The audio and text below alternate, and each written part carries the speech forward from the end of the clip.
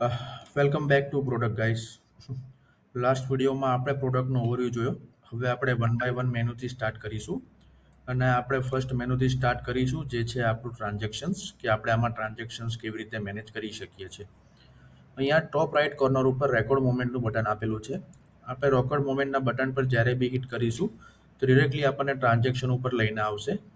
અને રાધર આપણે બીજા કોઈ મેન્યુમાં છીએ અને ડાયરેક્ટલી ટ્રાન્ઝેક્શન પર ક્લિક કરીએ છીએ તો બી આપણને ટ્રાન્ઝેક્શનમાં લઈને આવશે.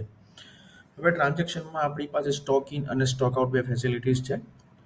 તો જ્યારે બી હું સ્ટોક ઇન પર ક્લિક કરું છું ત્યારે મને એક આવો ડાયલોગ ઓપન થશે આપણી પ્રોડક્ટમાં, અને જ્યારે હું સ્ટોક આઉટ ઓપન કરીશ ત્યારે સેમ ડાયલોગ ઓપન થશે, બસ સ્ટોક આઉટ સિલેક્ટેડ આવશે.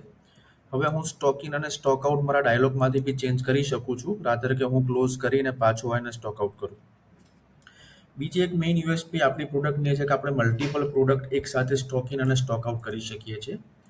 જેમ કે હું એક પ્રોડક્ટ સર્ચ કરું છું 60 mm, એની ક્વોન્ટિટી 100 એડ કરું છું, નંબર્સ, અને એનું ટોટલ હું 150 એડ કરું છું.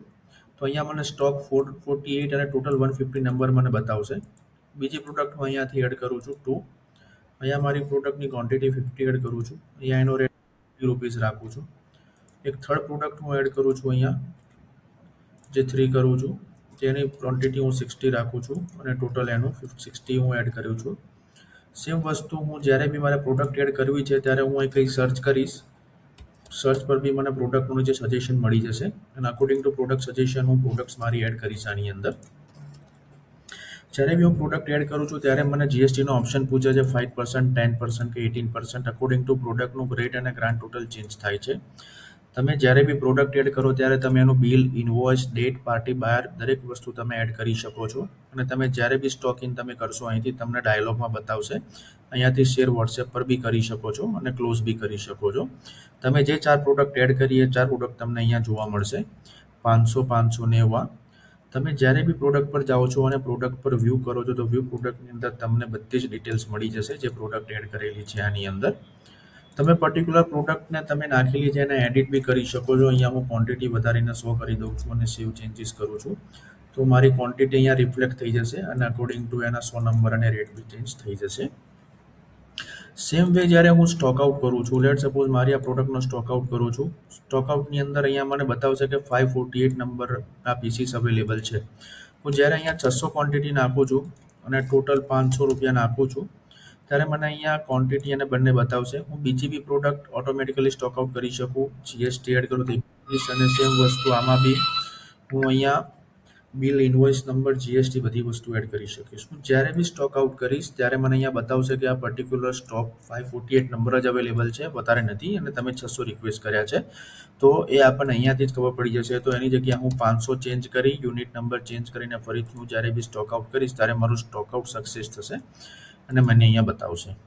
સ્ટોક આઉટમાં બી આપણે મલ્ટિપલ ક્વોન્ટિટીને એકસાથે સ્ટોક આઉટ કરી શકીએ છીએ, કે જેવી રીતે આ મલ્ટિપલ ક્વોન્ટિટીઝ છે બધી ડિટેલ્સ એડ કરીને આપણે સ્ટોક આઉટ કરી શકીશું એને 40 અને 50.